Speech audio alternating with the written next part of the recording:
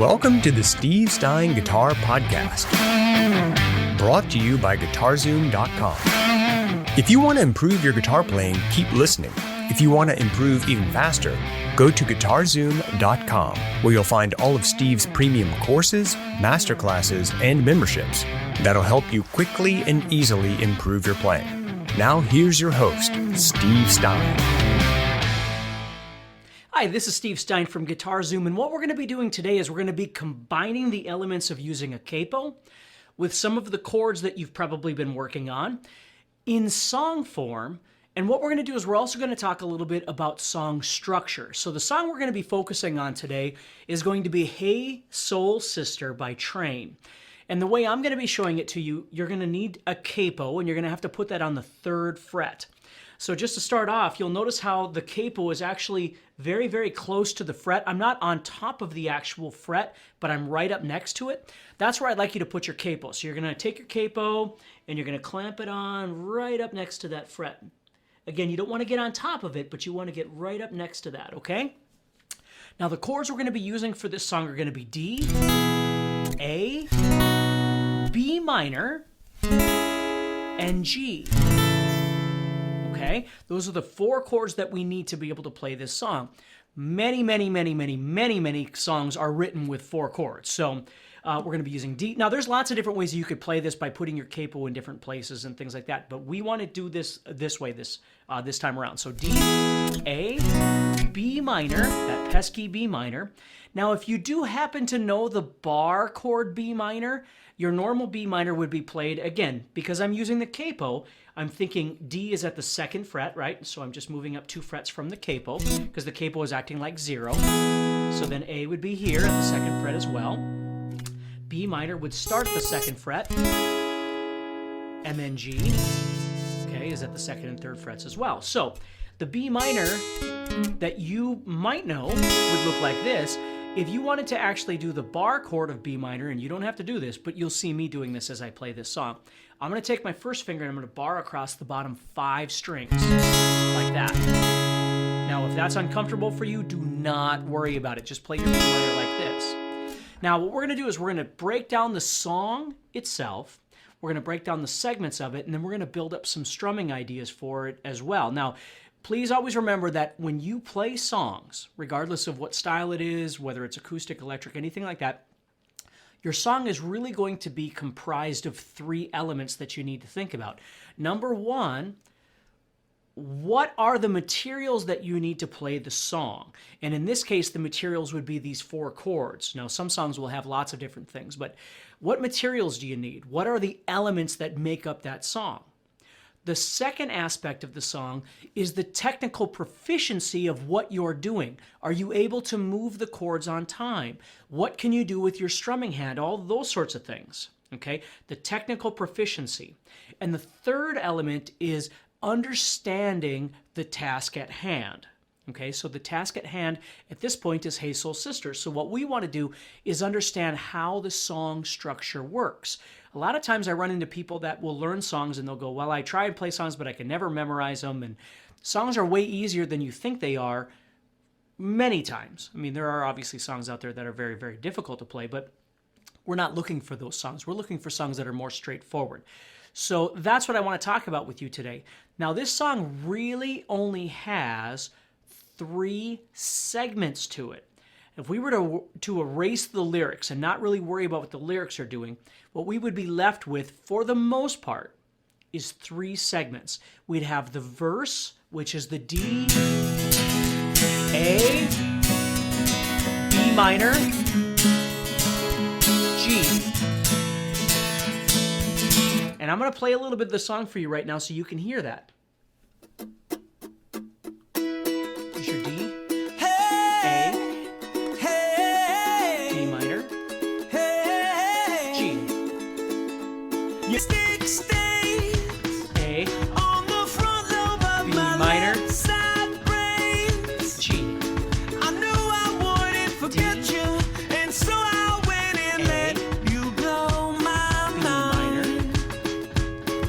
G. Okay, so if we take the entire song and we think about it, how much of that song is really comprised of the verse? 40%, 50%, somewhere around there, right? Something like that. Okay, so if you thought about it as 50%, you've already learned half your song. Okay, what we need to know is just when to plug in this verse, which is D, A, B minor, and G. So let's take a look at that section. So we have D, and then A. And again, if you're fingering these different than me, do not worry about it. Play it the way it's most comfortable for you. B minor and G. Now we're gonna not worry about the strumming right now. We're gonna come back to the strumming later. Right now we just want to work with the chord changes, which is number one, the materials that we need, and then number three, the song structure. We'll get into the technical aspect of this in just a little bit. So we've got our verse, which is, again, whatever, 40%, 50% of our song. We're going D,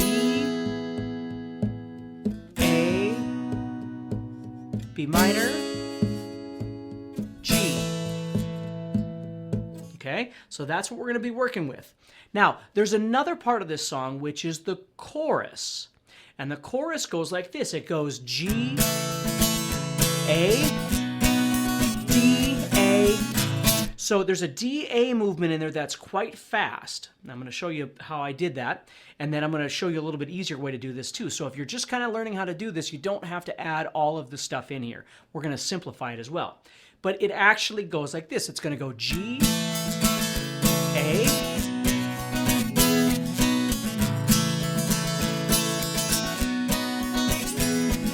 so you're going 1, 2, 3, 4, 1, 2, 3, 4. So on beats 3 and 4 is this quick little movement from D to A. Now, if you weren't fast enough, if you were just learning how to play your chords right now and you weren't fast enough to make those two movements, you could leave it out and the song would still sound great. And again, I'm not going to talk your ear off, but you need to remember this because this is something that traps a lot of guitar players is they're so busy trying to play whatever song it is exactly right that they wind up getting frustrated and then they wind up quitting the song and they get, all this sort of thing. If there's an element of the song that you need to simplify to get you from point A to point B, which is playing the entire song and having some fun, please do it. Please leave out the stuff that confuses you and makes it difficult for you. You can always add it in later. But if you're setting yourself up with a bunch of problems to begin with, you've got a landmine sitting in front of you, and it makes it very difficult to be successful with your playing. So if you just did this, G. Now again, don't worry about the strumming. I'm just doing it the way the song is, but we'll come back to that.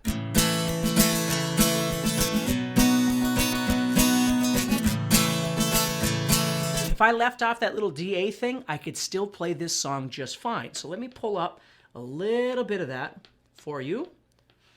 Here we go. So here comes the chorus. Your sweet moonbeam. Hey, soul sister. Ain't that Mr. on the radio? Stereo, the way you now here, watch. I'm going to leave that out. I'm just going to go like this. soul sister. I don't wanna miss a single thing you do tonight. Right there, it's going to go back to the verse again. So it'd be up to you to decide in that section, the chorus, whether you just want to play G to A or whether you want to play G to A and then add that little DA thing, and it would be fine either way, okay? That's always going to be up to you, but what I'm telling you is just don't always set yourself up by feeling bad because you didn't do all the parts and all that sort of thing. Don't do that, because the point of learning how to play guitar is to have fun along the way. You will learn all of those things as you keep going. But if every single song you play is going to be an upward battle, you're just going to have a lot of frustration. So please be careful with that. So now if we took the verse and the chorus and we try to figure out a percentage, we're probably looking at a good, what do you think, maybe 70% of the song, 80% of the song is a verse and a chorus. So we've already learned most of the song. The only thing we need to worry about is when does the verse go in and when does the chorus go in, okay? Well, the beauty of this song, and this is why I chose this, is it's pretty much always going verse, chorus, verse, chorus, verse, chorus. There's only one other part to this song, which is he says, you can't cut a rug. That part right there is the what we'll call the bridge or the interlude, we could call it, okay? And many songs have this. They'll have a little section in there that's just different from everything else. Now, it's not really that much different, but let me show you what it is. In that section of the song, you're going to be going D, A, B minor, B minor. So what happens right there is you're going to, instead of playing D, A, B minor, G like you did in the verse, you're just playing D, A, B minor, B minor. You stay on B minor twice. That's all that changes. If you're enjoying this episode and you'd like to support the podcast, go to GuitarZoom.com and consider becoming a premium member. There are 3 memberships to choose from. VIP, which gives you instant access to a library of short but powerful courses as well as new bite-sized lessons each month. There's also Play Songs that gives you step-by-step lessons so you can learn to play your favorite songs fast. And finally, there's Masterclass, university-level training on everything from soloing to music theory, from blues to home recording. For more info about these memberships and all the premium courses available to you, go to GuitarZoom.com. Now back to the podcast. Now, the second half of that part, this interlude, does the same thing. It goes D, A, B minor, but then it will go to G, and then it's going to go to A afterwards. So watch, this is the second half now. It goes A, B minor, here it comes, G, A. So the entire interlude, which is the section 3, we'll call it. Section 1 was the verse, section 2 was the chorus. Now section 3, which only happens once in the song, okay, is going to go, here's the entire thing. It's going to go D, A, B minor for 2 measures. Then we start all over. D, A, B minor. Now here comes a quick little G, A. G, A. Now if I took those 3 sections of this song, I've got the entire song. The entire song, that's the entire song. So again, what I like to teach people how to do is to understand with those 3 pieces that we need to study for a song. Number 1 is the materials needed. You know, the chords and whatever we need. Well, we got that. The second part is the technical aspect, which we're going to get to in a second. And then the third thing is the structure of the song. Well, we now know that there's 3 parts to this song. All we need to do is maybe write those down or use the sheet music that we've got or whatever and listen to the song. Don't play along. Just listen to the song and plug in section 1, section 2, section 1, section 2, section 3, which is the interlude, right? What order do they go in? You might just write down numbers. 1 means verse, 2 means chorus, and 3 is interlude. So you might have 1, 2, 1, 2, 1, 2, 3, 2, and then that's your song. That's your structure. So it makes the song very easy to learn that way. Now, we still got the technical aspect, and we'll get into that. But if that makes sense, you've got all the materials you need. Now, let's go back to that. If you're not very good at the B minor, or you're not very good at a G, or you're not very good at an A or whatever, that's going to be a hang-up for this song. It's going to be a hang-up for a lot of songs, and that's why it's so important that you practice all of your fundamentals until they become comfortable. Now, do they have to be perfect before you try and play this song? No, absolutely not. But if you try and move to the B minor and it takes you 30 seconds to make it, there's no way you can play along with this song, right? So now let's go ahead and move into the technical aspect of this. So let me show you something. I'm going to play the verse the way I would play it. Here it comes.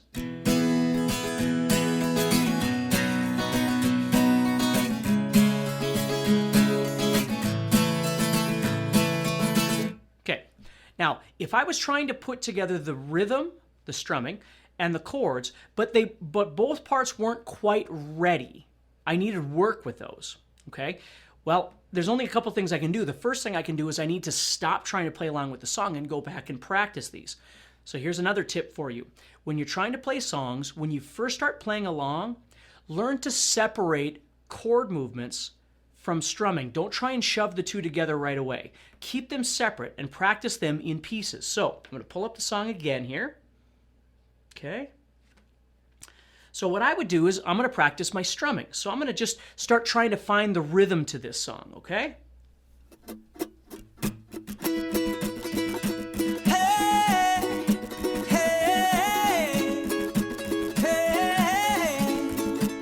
the song moves here.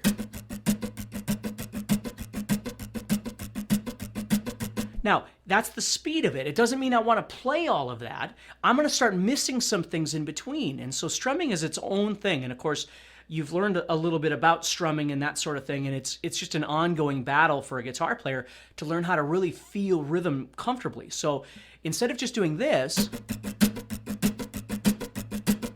I'm going to start there, but then I might start missing some things. But if you watch my arm, it never stops. So what I'm doing is really I'm going down, down, down, up, down, up, down, down, down, up, down, up, down, down, down, up, down, up. And I'm putting an accent on the second down.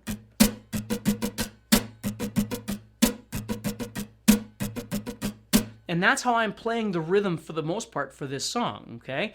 It's kind of like the drum rhythm to Tusk by Fleetwood Mac, if you've ever heard that before. So that's what I'm doing. Whoops, sorry.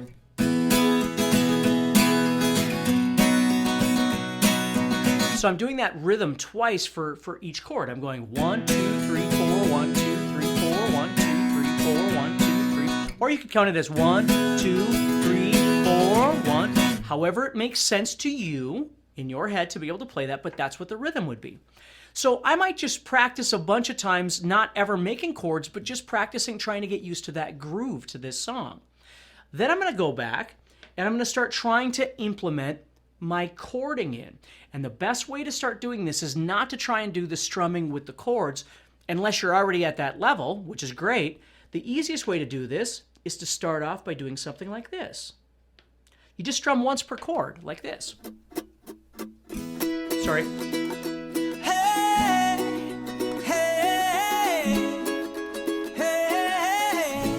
So you got time to move. Your 1, 2, lipstick 3, stain 4, 1, 2, 3, 4, 1, 2, 3, 4, 1, 2, 3, I knew I wouldn't 4, forget 1, 2, you, and 3. so I went See, so if you and do let- that, you're giving yourself time to think about level 3, which is the song structure, right? You're giving yourself time to do level 1, which is the chord changes.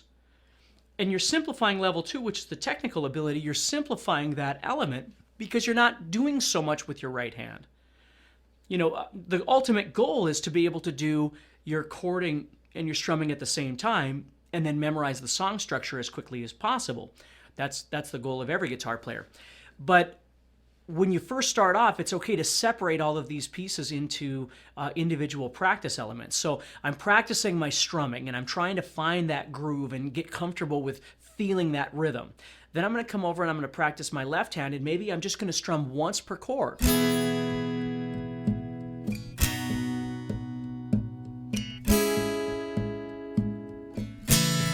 Now, again, if you're running late at a particular chord, remember the reason you're doing this exercise is so you can get off that first chord, whatever one it is, as quickly as needed to get to the next chord. So let's say I was going 1, here comes my A. Now, I'm not very good at B minor, so I want to get off that right away and be able to strum B at the right time.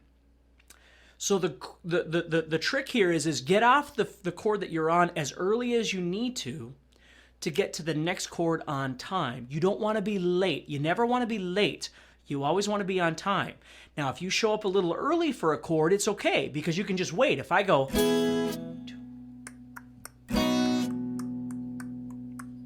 and I'm there a little early, it's okay. I'll just strum when the beat comes around, you see? So, if that makes sense, you got your 3 levels. You got your materials needed, your technical aspect, and then the song itself, the understanding the song structure. Then you got the breakdown of actually playing along with the song. Once you've gone through all of those elements, okay, you're going to practice with your right hand or your strumming hand if you're left-handed, but your strumming hand, okay, trying to get used to the groove. And you might not do that once. You might do that 10 times or 20 times or 30 times. It's okay. It's just having fun playing music. It's not whether or not you can play the song in one shot. It's practice. That's what this is all about. But if I go into this song not understanding the song structure, I'm going to get confused. If I go into the song and I don't understand the rhythm, I'm going to get confused. If I go into the song and I can't play a B minor, I'm going to get lost, right? So all of my elements have got to be there. I've got to be ready for those sorts of things. But I can simplify it all by just strumming less. And when you're comfortable, whenever you need to move, you can just move, right? So if you go 1, 2, 3, 4, 1, 2, 3, 4, 1, 2, 3, 4. That's okay if you had to do that. Now, as you get more comfortable, because what you're doing is you're essentially training your left hand right now. Your right hand might be chomping at the bit to strum, but you're just not ready for that. You got to get your left hand prepared. And that's why practicing chords and bouncing and all that stuff it's just so imperative to your success. Okay? Then once it starts coming along, you might start strumming a little bit more. Instead of strumming 1, 2, 3, 4, 1, you might start going 1, 2, 3, 4, 1, 2, 3, 4, 1, 2, 3. And once you got that, you might start strumming 1, 2, 3, 4, 1, 2, 3, 4, 1, 2, 3. You see? Once you got that, you might start strumming, for instance, downs, going 1 and 2 and 3 and 4 and 1 and 2 and 3 and 4 and 1 and 2. And once you got those, then you've got your ups that you're bringing in. Because that's the ultimate goal. Once you can get to the point where your right hand or your strumming hand is doing its thing, and your left hand is able to make the chord changes, you're playing music. Then it's just a matter of memorizing the song structures for whatever it is you want. Here's another little trick for you. When I play songs, my hands aren't really working together. They are, but they're not. My whole guitar playing element is controlled by my strumming. My groove begins and it leads the song. Whatever the song is, it strums. My left hand's job is to get to the right place at the right time. I don't line them up. I don't go...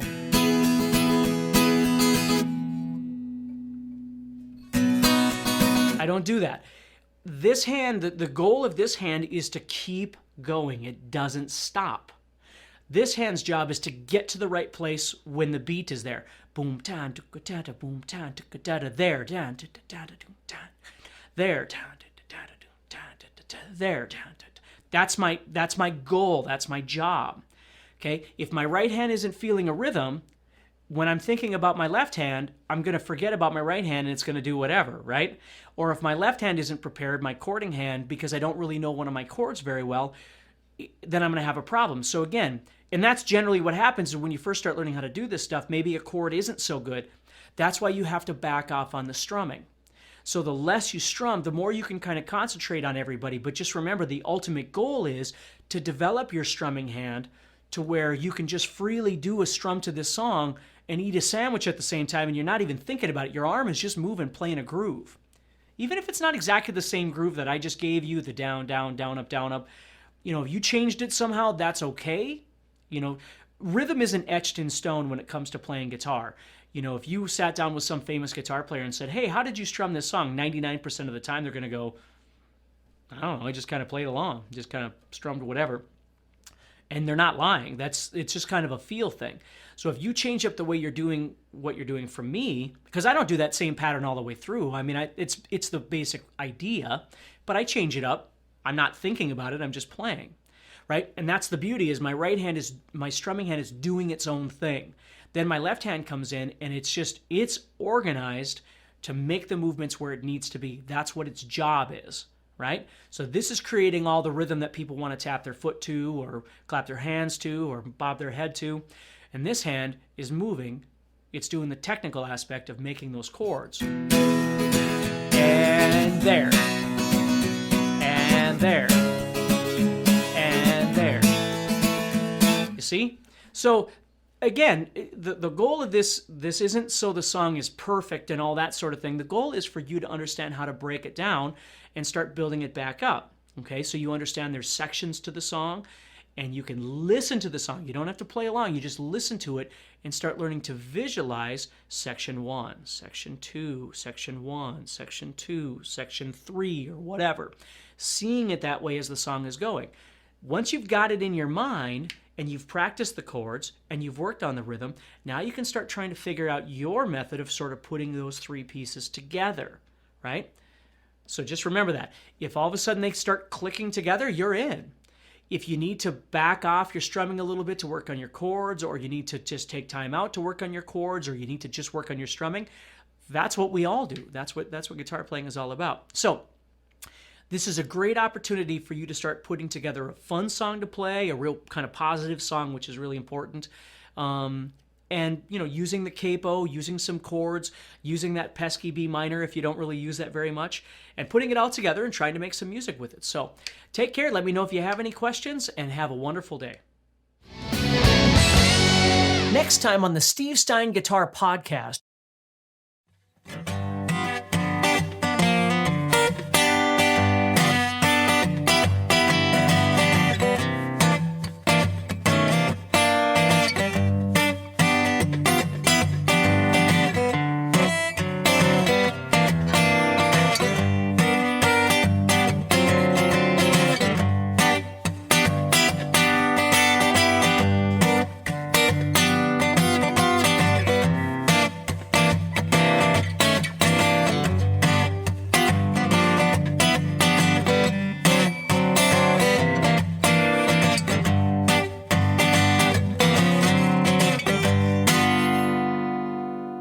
A really fun thing that you can learn to do with your blues, first of all, is play it on an acoustic guitar.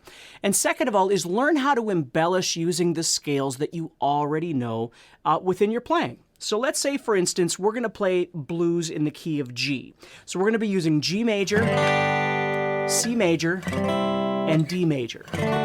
Okay? But instead of just playing G major and C major and D major, we're going to turn those into seventh chords. Okay, so I'm going to take my G, take my pinky off. There I got myself a G7 chord.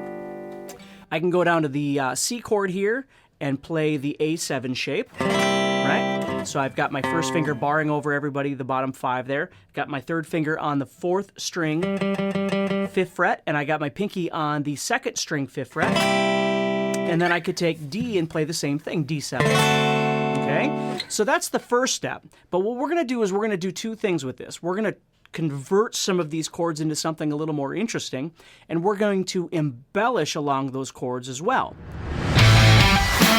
Hey, Steve Stine here from GuitarZoom.com, and thank you so much for listening to this podcast. If you enjoyed this episode, can I ask you a favor? Please subscribe, leave a review, and share it with a friend. Your feedback means more to me than you'll ever know. And be sure to check out my YouTube channels where you'll find over 1,000 videos to help you with your guitar playing. Thanks again for listening. Stay positive, keep playing, and keep having fun. If you'd like some help with your guitar playing but you're not sure how to get started, go to GuitarZoom.com and look for the Help Me Choose survey. By answering a few simple questions, you'll get Steve's personal recommendation of the perfect course for you. All this and more is available for you at GuitarZoom.com.